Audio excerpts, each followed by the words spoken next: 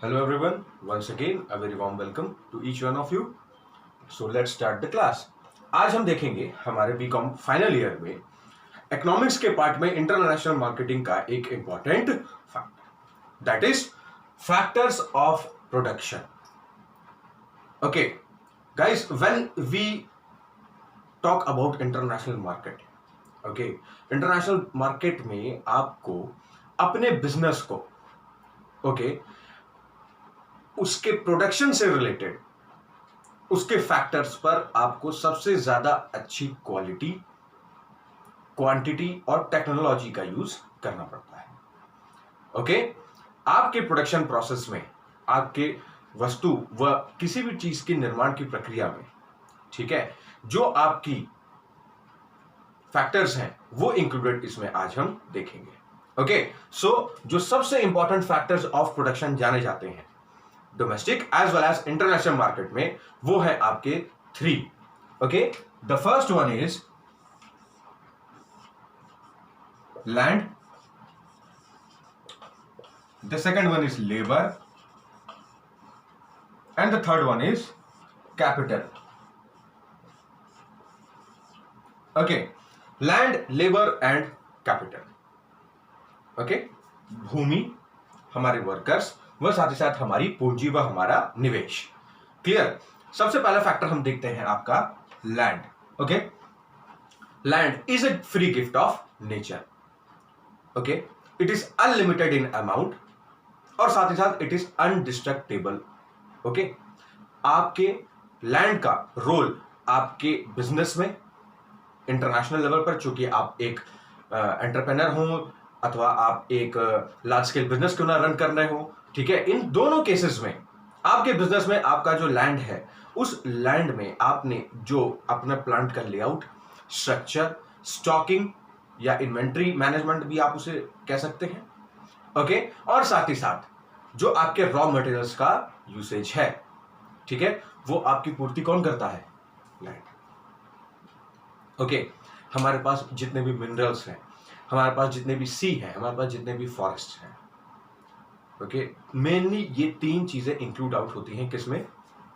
Land में. Okay, साथ ही साथ land is a means of transport for us. हमने इंटरनेशनल मार्केटिंग में एक टॉपिक कवर किया था जिसका नाम था लॉजिस्टिक्स डिसीजन, यानी कि आपका ट्रांसपोर्ट की फील्ड का. उसमें हमने रोडवेज, वाटरवेज और एयरवेज देखा था. So for roadways what is necessary? The basic चीज इज लैंड. ओके, यहां पर आपके जो फैक्टर का रोल है वो आपके इंटरनेशनल प्रोसेस में सबसे ज्यादा वास्ट हो जाता है. आपका एग्रीकल्चर का फील्ड हो, फिशिंग हो, ओके, या आपके सॉलिड रॉ मटेरियल्स हो. ओके, आपके जितने भी मिनरल्स आएंगे, यानी कि जितने भी मेटल्स आप ले सकते हैं, मिनरल्स ले सकते हैं, आपके फॉरेस्ट में बहुत सारे वुड्स आते हैं. ओके, आपकी फिशिंग में आप देख लीजिए बहुत सारी वैरायटी ऑफ फिशेस रहते हैं, या आप कह लीजिए कि आपके मैराइन प्रोडक्ट्स जितने भी हैं, ये सब किसके पार्ट है?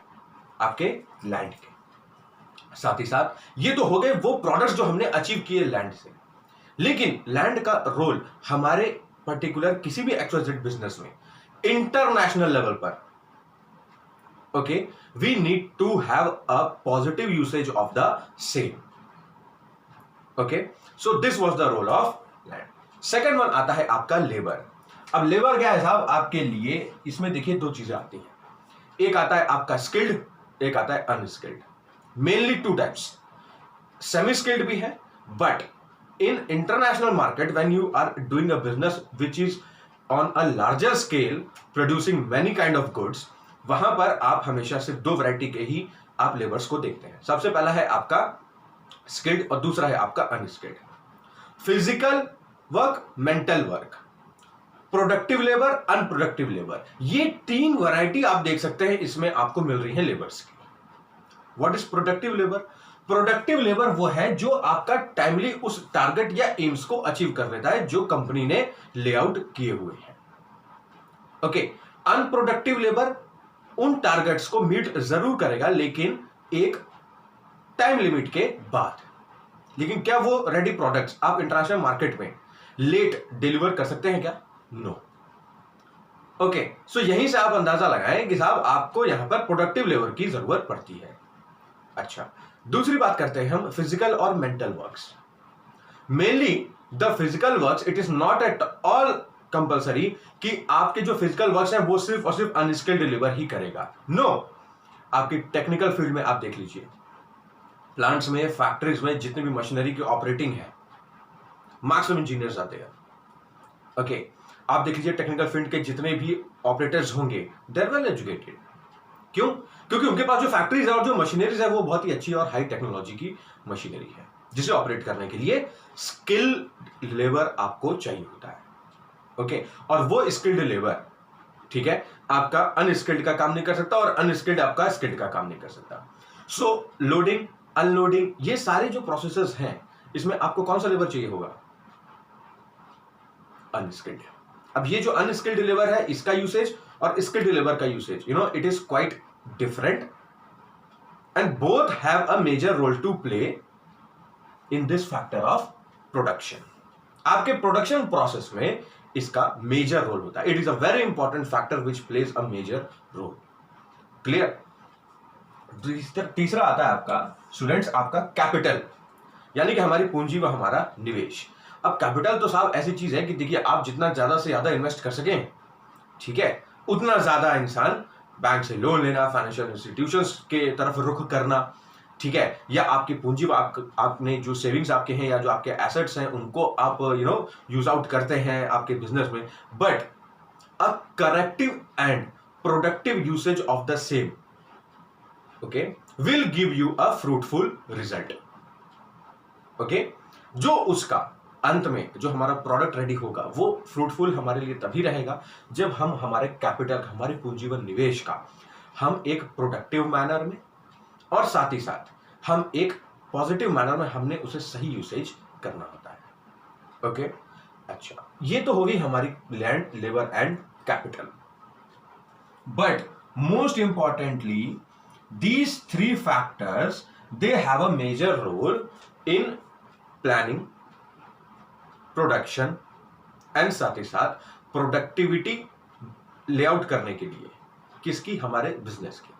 प्लानिंग, प्रोडक्शन एंड प्रोडक्टिविटी, ये जो 3 P's हैं, okay, because they starting from P, they are named as 3 P's, planning, productivity, okay, और साथ ही साथ आपका प्रोडक्शन। ये 3 चीजें जो हैं, ये हमारी सबसे मेजर रोल प्ले करती हैं। किस पर निर्भर है ये तीनों किस पर निर्भर है? लैंड, लेबर और कैपिटल पर। और इसी से ही हमारा बिजनेस, ओके, इंटरनेशनल लेवल पर timely deliver of quality, quantity और एक अच्छे प्राइस के साथ हमारा टाइमली डिलीवर करता है हमारा प्रोडक्ट, या कह लीजिए आप जो फाइनल प्रोडक्ट आपने रेडी किया हुआ है। ओके, लेकिन अगर आपका बिजनेस इन तीनों चीजों का पॉजिटिव या राइट यूसेज करता है, यानी कि a word can be use that productive usage of all 3 factors, ठीक है, विल इंप्रूव 2 थिंग्स। सबसे पहला क्या? आपको इंप्रूवमेंट किस में दिखेगा? आपके बिजनेस में, या आप कह लीजिए कि बिजनेस के रेवेन्यू पर। When profit reaches its utmost level, it is known as, और highest level, it is known as revenue. ये किसी एक फाइनेंशियल ईयर में अर्न नहीं किया जाता है, इसे एक टाइम पीरियड लगता है, ठीक है। तो आपके बिजनेस रेवेन्यू पर अगर हम इसका प्रोडक्टिव यूसेज करें इन 3 फैक्टर्स का, और दूसरा है हमारी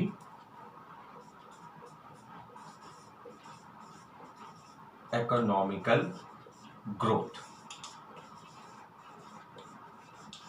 ऑफ नेशन, हमारे राष्ट्र की, हमारे देश की, ठीक है, जो अर्थव्यवस्था है उसमें एक सुधार आता है, उसमें एक ग्रोथ होती है, ठीक है।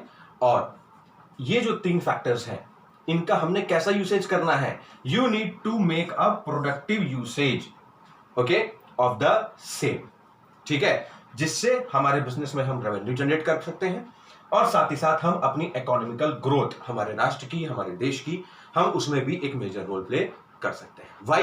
Because we are sitting on a place in which we have to meet the requirements of international customers and focus mainly on the productivity, the quality, the quantity and the price of the product, which will you gain in the upcoming near future in the name of goodwill. Okay, आपके business में अगर आप ख्याति और एक अच्छी goodwill को maintain करना चाहते हैं, so you need to have productive usage of these 3 factors. और अगर ऐसा होता है, अगर आप उसका प्रोडक्टिव यूसेज करते हैं, तो you will see improvement in these 2 major things. Okay, kindly note it down, study the same from your notebook. Thank you.